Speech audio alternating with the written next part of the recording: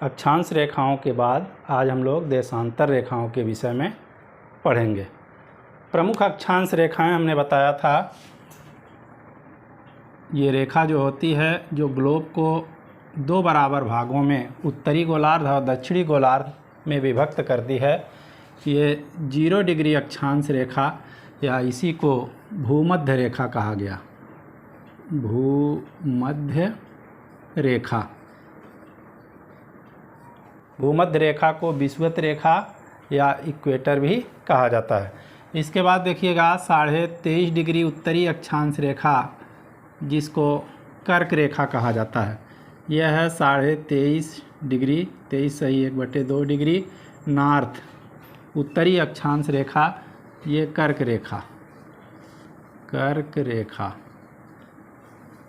और अगली है 23.5 डिग्री दक्षिणी अक्षांश रेखा, इसको मकर रेखा कहा जाता है। 23 सही 1/2 डिग्री साउथ अक्षांश रेखा, ये है मकर रेखा। इसके बाद देखेंगे कि 66.5 डिग्री उत्तरी अक्षांश रेखा, 66 सही 1/2 डिग्री नॉर्थ उत्तरी अक्षांश रेखा, इसको कहा जाता है आर्कटिक रेखा, आर्कटिक रेखा। और 66.5 डिग्री दक्षिणी अक्षांश रेखा ये होती है 66 सही 1/2 डिग्री साउथ, इसको अंटार्कटिक रेखा कहा जाता है, अंटार्कटिक रेखा। तो अक्षांश रेखाओं में ये 5 रेखाएं जो होती हैं ये बेहद इम्पॉर्टेंट होती हैं। 0 डिग्री अक्षांश रेखा को भूमध्य रेखा या विषुवत रेखा कहा जाता है, 23.5 डिग्री उत्तरी अक्षांश रेखा को कर्क रेखा, और उतने ही 23.5 डिग्री दक्षिणी अक्षांश रेखा को मकर रेखा, 66.5 डिग्री उत्तरी अक्षांश रेखा को आर्कटिक रेखा, और 66.5 डिग्री दक्षिणी अक्षांश रेखा को अंटार्कटिक रेखा के नाम से जाना जाता है। तो ये अक्षांश रेखाओं के बारे में हमने बताया था कि अक्षांश रेखाएं जो होती हैं ये समांतर होती हैं और 2 अक्षांश रेखाओं के बीच की दूरी हर जगह बराबर होती है। तो इसके बाद देखिएगा अक्षांश रेखाओं के साथ साथ किसी भी वस्तु की स्थिति को सही ढंग से जानने के लिए हमें एक रेखा की और ज़रूरत पड़ती है जिसे देशांतर रेखा कहा जाता है। मान लीजिए कर्क रेखा पर कोई ये बिंदु हो, कोई स्थान हो, तो हम कह देंगे कि 23.5 डिग्री उत्तरी अक्षांश रेखा पर ये बिंदु स्थित है। लेकिन 23.5 डिग्री उत्तरी अक्षांश रेखा पर कहने से इसकी एग्जैक्ट पोजीशन नहीं स्पष्ट हो पाती है, क्योंकि 23.5 डिग्री उत्तरी अक्षांश रेखा यहाँ पर भी है, यहाँ पर भी है, यहाँ पर भी है, यहाँ पर भी है और यहाँ पर भी है। तो इसके लिए हमें एक रेखा और ज़रूरत पड़ती है जिसको हम कहते हैं देशांतर रेखा। ठीक है, तो किसी भी वस्तु की, किसी भी स्थान की ठीक ठीक स्थिति को बताने के लिए अक्षांश रेखाओं के साथ साथ हमें देशांतर रेखाओं की भी आवश्यकता पड़ती है। क्योंकि एक बिंदु पर, कोई एक बिंदु है, इसके चारों ओर 360 डिग्री का कोण बनता है, तो एक एक डिग्री पर एक एक देशांतर रेखाएं खींची गई हैं। तो इस प्रकार से देशांतर रेखाओं की कुल संख्या जो होती है वो 360 होती है। और हमें इन 360 देशांतर रेखाओं में 3 प्रमुख देशांतर रेखाएं हैं जिनको हमें पढ़ना होता है। पहली देशांतर रेखा देखिए, ये वाली है, यहाँ पर ये बना हुआ है ये वाला, इसको कहा जाएगा 0 डिग्री देशांतर रेखा, 0 डिग्री देशांतर। और ये 0 डिग्री देशांतर रेखा जो होती है लंदन के ग्रीनविच नामक शहर से होकर के जाती है, इसलिए इसको एक नाम और दिया गया ग्रीनविच रेखा, ग्रीनविच रेखा। और इसी ग्रीनविच रेखा को प्रधान देशांतर रेखा भी कहा जाता है। प्रधान देशांतर रेखा। और इसका एक नाम और होता है प्रधान यामोत्तर भी इसको कहते हैं। प्रधान यामोत्तर इंग्लिश में कहा जाता है प्राइम मेरिडियन।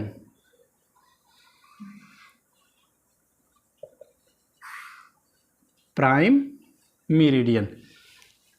तो 0 डिग्री देशांतर रेखा के ये कुछ प्रमुख नाम होते हैं। 0 डिग्री देशांतर रेखा को प्रधान देशांतर रेखा कहा जाता है। और ये प्रधान देशांतर रेखा जो होती है लंदन के ग्रीनविच नामक शहर से होकर के जाती है, इसलिए इसको ग्रीनविच रेखा भी कहा जाता है। और इसको प्रधान यामोत्तर भी कहा जाता है और इंग्लिश में इसको कहा जाता है प्राइम मेरिडियन। ठीक है, तो इतने इसके नाम हो गए किसके, 0 डिग्री देशांतर रेखा के। हमने बताया था कि जो अक्षांश रेखाएं होती हैं ये पूर्ण वृत्त का निर्माण करती हैं, लेकिन जो देशांतर रेखाएं होती हैं ये पूर्ण वृत्त का निर्माण न करके केवल अर्ध वृत्त का ही निर्माण करती हैं। तो ये 0 डिग्री वाली देखिए, ये उत्तरी ध्रुव से शुरू हुई आकर के दक्षिणी ध्रुव पे ये मिल जाएगी। तो जितनी भी देशांतर रेखाएं होती हैं एक पोल से दूसरे पोल पर आकर के मिल जाती हैं, यानी कि सारी की सारी अर्धवृत्त का ही निर्माण करती हैं। और ये 0 डिग्री देशांतर रेखा इसके ठीक अपोजिट जो होती है 180 डिग्री देशांतर रेखा होती है। ये है 180 डिग्री देशांतर रेखा। ठीक है, 180 डिग्री देशांतर रेखा किसके ठीक विपरीत है, 0 डिग्री देशांतर रेखा के ठीक विपरीत है। और ये 180 डिग्री देशांतर रेखा 0 डिग्री देशांतर रेखा के साथ मिलकर के एक पूर्ण वृत्त का निर्माण करती है। तो 180 डिग्री देशांतर रेखा इसी को कहा जाता है अंतर्राष्ट्रीय तिथि रेखा। अंतर्राष्ट्रीय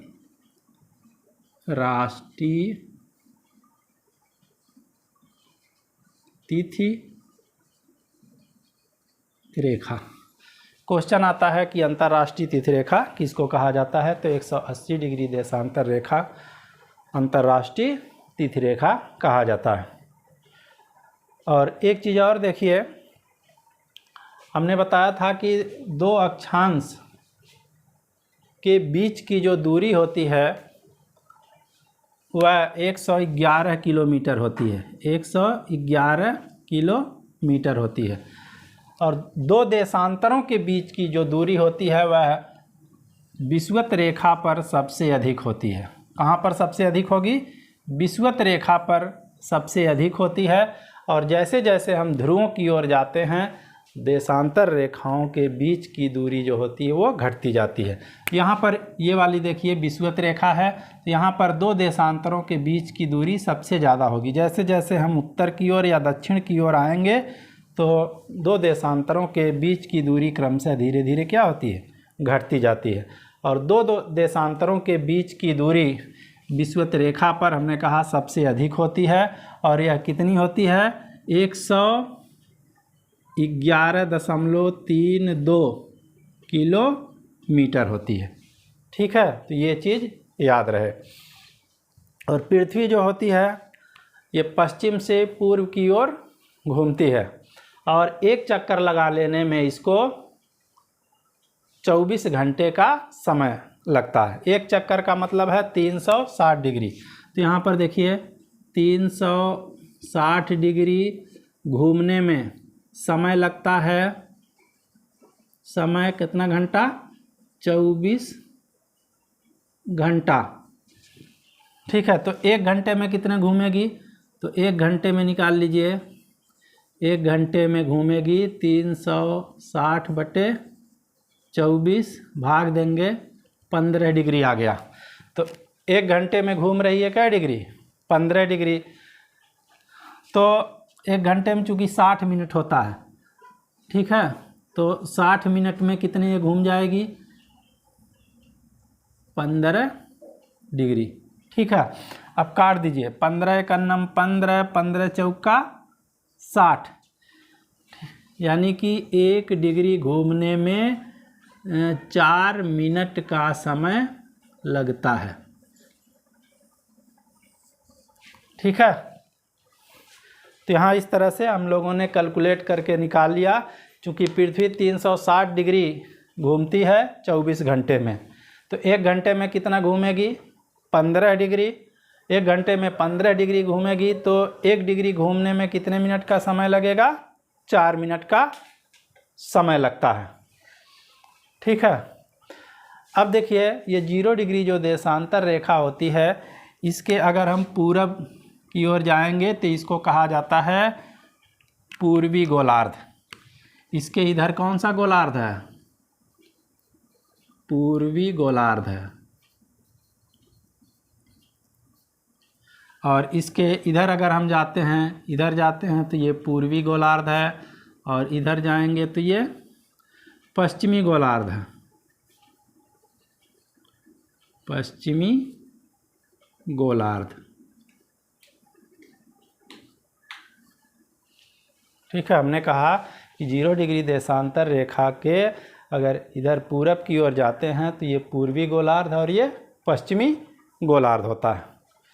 अब इसी चीज़ को हम पूरा फैला करके बनाएंगे और हम लोग समझने का प्रयास करेंगे। ये देखिए, मान लीजिए इस तरह से हमने इसको फैला दिया है। ये 0 डिग्री देशांतर रेखा है। 0 डिग्री देशांतर। इसके पूरब में देखिएगा 1 degree, 2 degree, 3 degree, 4 degree, 5 degree, ऐसे करते करते लास्ट में कितना हो जाएगा? 180 डिग्री।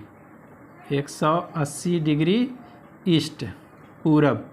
यानी कि यहाँ से ऐसे 1 2 3 4 ऐसे करते करते लास्ट में हम कहाँ आ गए? 180 डिग्री पूर्वी देशांतर। ठीक है, और उसी प्रकार से यहाँ पर भी देखिए, इधर 0 डिग्री देशांतर से पश्चिम की ओर 1 degree, 2 degree, 3 degree, 4 degree, 5 degree, 6 degree, ऐसे करते करते हम आ रहे हैं कहाँ पे? 180 डिग्री। ये देखिए है 180 डिग्री पश्चिमी देशांतर, वेस्ट। ठीक है, तो यहाँ आप देखेंगे कि 180 डिग्री, चाहे वो पूर्वी देशांतर हो या पश्चिमी देशांतर हो, ये दोनों एक ही होते हैं। 180 डिग्री पूर्वी देशांतर और 180 डिग्री पश्चिमी देशांतर, ये दोनों एक ही होते हैं। क्योंकि इसको अगर इस तरह से मोड़ा जाएगा तो पीछे जा कर के ऐसे यहाँ इस प्रकार से मिल जाएगा। ठीक है, और आपने निकाला कि 1 डिग्री देशांतर को पार करने में कितना मिनट का समय लगता है? 4 मिनट का समय लगता है। तो कुल कितने देशांतर हैं? तो कुल देशांतर हैं 180। पूरब का पहले हम निकाल लें तो ये देखिएगा 180 कुल देशांतर हैं, और एक देशांतर को पार करने में कितने मिनट का समय लगता है? 4 मिनट का। तो 4 से हम गुणा कर देंगे, कितना आएगा? 18 चौक 72, 720 मिनट आ गया। 720 मिनट। अब इसको घंटे में बदलने के लिए हम 60 से भाग दे देंगे। तो 720 भागा 60, ये कट गया।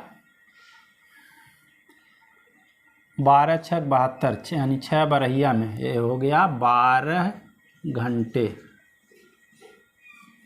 तो इस प्रकार से हम देख रहे हैं कि 0 डिग्री देशांतर से हम अगर इधर जा रहे हैं 180 डिग्री पूर्वी देशांतर पर, तो कितने समय लग रहे हैं? 12 घंटे। उसी प्रकार से जब हम 0 डिग्री देशांतर से 180 डिग्री पश्चिमी देशांतर पर जाएंगे तब भी कितना समय लगेगा? 12 घंटा। ठीक है। तो इस प्रकार से हम देख रहे हैं कि हम एक जगह से अगर चलना शुरू करते हैं कहीं से, मान लीजिए यहाँ से हम चले और इस प्रकार से ऐसे घूमते हुए इधर ऐसे चक्कर लगाते हुए फिर यहीं पे आ रहे हैं, तो हमको 12 घंटे इधर 12 घंटे इधर यानी कि 24 घंटे का अंतर हमको मिलेगा। तो समय का अंतर न होने पाए इसके लिए यह है कि मान लीजिए ये अंतर्राष्ट्रीय तिथि रेखा है, इंटरनेशनल डेट लाइन है 180 डिग्री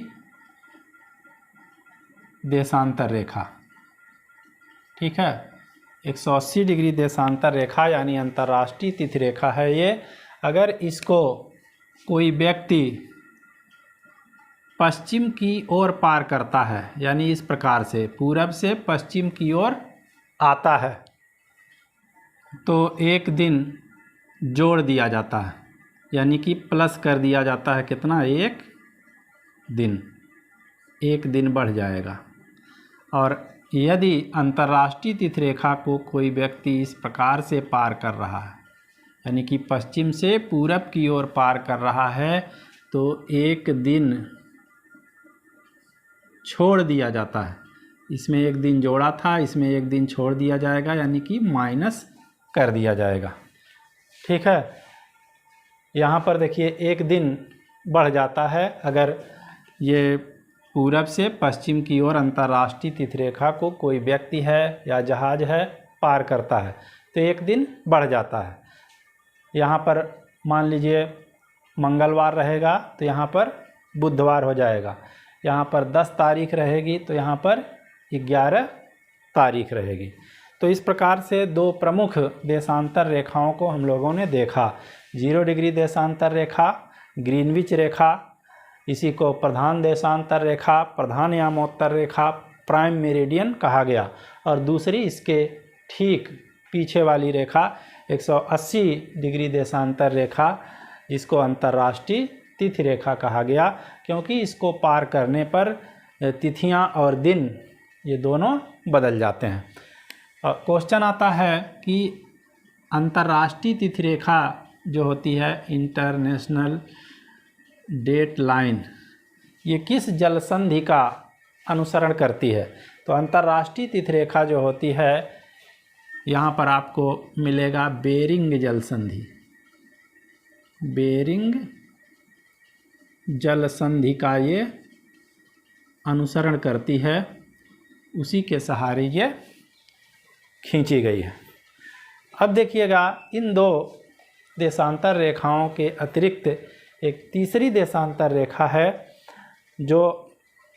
जिसको भारत का प्रधान देशांतर रेखा माना गया है। यहाँ पर देखिएगा भारत कहीं पर स्थित होगा इस तरह से, तो ये देशांतर रेखा क्या करती है, इस प्रकार से गुजरती है। क्योंकि भारत जो होता है ये पूर्वी गोलार्ध में स्थित होता है, तो भारत से कोई भी अगर देशांतर रेखा होकर के जाएगी तो वह पूर्वी देशांतर रेखा ही होकर के जाएगी। और भारत का जो प्रमाणिक देशांतर माना गया है, भारत का प्रमाणिक देशांतर रेखा, ये मान लीजिए भारत है, तो भारत का प्रमाणिक देशांतर रेखा, भारत की प्रमाणिक या मानक देशांतर रेखा, ये जो होती है 82.5 यानी 82 सही 1/2 डिग्री पूर्वी देशांतर रेखा होती है। देखिए पश्चिमी देशांतर रेखा नहीं होगी, क्योंकि भारत जो है पूर्वी गोलार्ध में स्थित है, तो वहाँ पर पूर्वी देशांतर रेखा ही होगी। भारत का जो प्रमाणिक देशांतर रेखा होता है, ये ग्रीनविच से इसके समय में अंतर जो होता है 5 घंटा 30 मिनट, 5 घंटा 30 मिनट का अंतर होता है। यानी कि भारत का प्रमाणिक समय जो होता है ग्रीनविच से 5.5 घंटे आगे है। चूँकि भारत देखिएगा ग्रीनविच से पूरब दिशा में स्थित है और पृथ्वी पश्चिम से पूर्व की ओर घूमती है, इसलिए पूर्व का समय सदैव आगे होता है पश्चिम के समय से। ठीक है, तो भारत यहाँ कहीं पर स्थित है और ये 0 डिग्री देशांतर इसके पश्चिम में है। भारत इसके पूरब में है, तो भारत का समय उससे आगे होता है। कितना आगे रहता है? 5 घंटे 30 मिनट। ठीक है, अब देखिए क्वेश्चन आता है कि भारत की जो प्रधान देशांतर रेखा जो 82.5 डिग्री पूर्वी देशांतर रेखा है, यह कितने राज्यों से होकर के गुजरती है? तो यहाँ पर देख लीजिए, हम लिख दे रहे हैं कि 82 सही 1/2 डिग्री देशांतर रेखा यही भारत की मानक समय रेखा है। ये 5 राज्यों से होकर गुजरती है। 5 राज्यों से होकर गुजरती है। वो 5 राज्य कौन कौन से हैं? 5 राज्य हम देख ले रहे हैं। पहला है आपका उत्तर प्रदेश, दूसरा है मध्य प्रदेश, तीसरा है छत्तीसगढ़, चौथा है उड़ीसा और 5वां है आंध्र प्रदेश। ये 5 राज्य होते हैं, 1 2 जिनसे ये 82.5 डिग्री पूर्वी देशांतर रेखा जो भारत की प्रधान देशांतर रेखा होती है से होकर के गुजरती है। उत्तर प्रदेश, मध्य प्रदेश, छत्तीसगढ़, उड़ीसा, आंध्र प्रदेश। तो इस प्रकार से देशांतर रेखाओं में 3 देशांतर रेखा को हम लोगों ने पढ़ा। 0 डिग्री देशांतर रेखा जिसको ग्रीनविच रेखा या प्रधान देशांतर रेखा कहा गया, 180 डिग्री देशांतर रेखा इसको अंतर्राष्ट्रीय तिथि रेखा, और 82.5 डिग्री पूर्वी देशांतर रेखा जो भारत से होकर के जा रही है और भारत की यही प्रमाणिक देशांतर रेखा होती है। और ये भारत के 5 राज्यों से होकर के जाती है, उत्तर प्रदेश, मध्य प्रदेश, छत्तीसगढ़, उड़ीसा और आंध्र प्रदेश। तो आज के वीडियो में बस इतना ही। इसके बाद फिर हम मिलते हैं एक बेहतर वीडियो में, तब तक के लिए धन्यवाद।